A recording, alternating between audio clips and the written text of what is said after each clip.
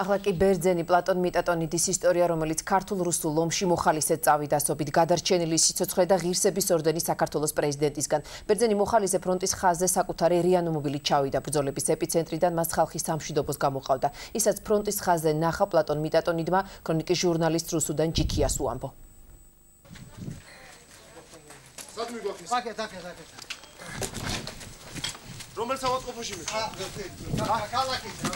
გორი 2008 წელი 12 აგვისტო. რუსული აგრესიის კიდევ ერთი მსხვერპლი. სამშვიდობო მძიმედ დაჭრილი და მიტოვებული. ასე ბერძენმა პლატონ მიტატონიდმა არაერთი ქართველი გადაარჩინა. დასასვენებლად ჩამოსულმა ცოლშვილი ქობულეთში დატოვა, თავად კი მოხალისედ ომის ეპიცენტრში ჩავიდა.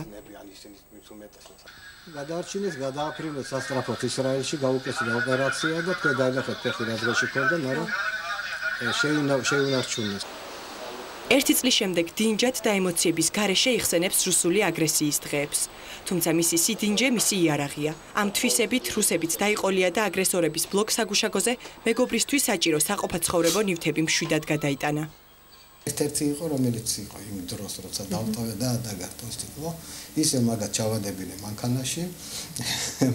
ის შუშა, ის მინდა და ეჭირათ ეკავათ მე ექიმზე და ისე ჩამოუტან ერთადერთი გადარჩენილი შუშა ჩემ მეგობარს. გორში ომის დროს ბერძნულ მედიასთან ერთად მუშაობდა. საბერძნეთის ტელევიზიას მასალების მოპოვებაში ეხმარებოდა და მეგზურობას უწევდა. ერთ-ერთ გადაღებაზე ობიექტივში ექსკლუზიური კადრი მოხვდა. თუ ჩამოვიდნენ, ისე გაიგეს რომ მე ისედაც დავდიოდი გორში და მაგათი ვიზანის ჩამოსვლის იყო ზუსტად ეს ობიექტი, ეს მხარე, ეს რეგიონი და იმის მერე 3 დღე დამყავდა მე გორში და გორის გარშემო სოფლებში და სხვათა შორის ძალიან დიდი დახმარება გამიწიეს. 8-დან 22 აგვისტომდე 100-ზე მეტი ადამიანი სიკვდილს გადაარჩინა. მისი ოჯახის წევრები მოგვიანებით იგებენ, რომ პლატონი თბილისის ნაცვლად ყოველ დღე ტყვიების ზუზუნში საკუთარი რეანიმობილით ომის ეპიცენტრში იბრძოდა. მთელი დღე ან 2 დღე საერთოდ გონზე არ ყოფილიყავით, სად არის, რა საკეთებს, ცოცხალი არის თუ არა, ელემენტარული იმასაც ვერ ვიგებდით რა. ნუ ეს იყო რაღაც საშინელი დღეები. ჭირს ძალიან ამის გახსენება. რეანიმობილი, რომელიც წლების წინ გერმანიაში მცხოვრებმა ბერძნებმა აჩუქეს დაჭრილების და დევნილების გადასაყვანად გამოიყენა.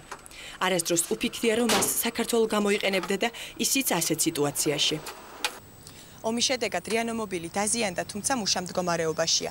ნატყვი არის ისევე ტყობა. და ზუსტად 1 წლის წინანდელ აგვისტოს ქრონიკას ყველაზე კარგად გვახსენებს. უკვე მოგვიანებით გოსმოსული გორელები კეთილი საქმის საპასუხოდ სამადლობელ წერილებს წერენ. ომის შემდეგ ბევრი ასეთი წერილი მიიღო, მათ შორის პრეზიდენტისგან და ღირსების ორდენი, რომელსაც დიდი მოწიწებით ინახავს. ღმერთს მარქნას, რომ კიდე დაგჭირდეს აი ესეთ ვითარებაში ეს მანქანა. 1 საათი პოლიტიკური განცხადება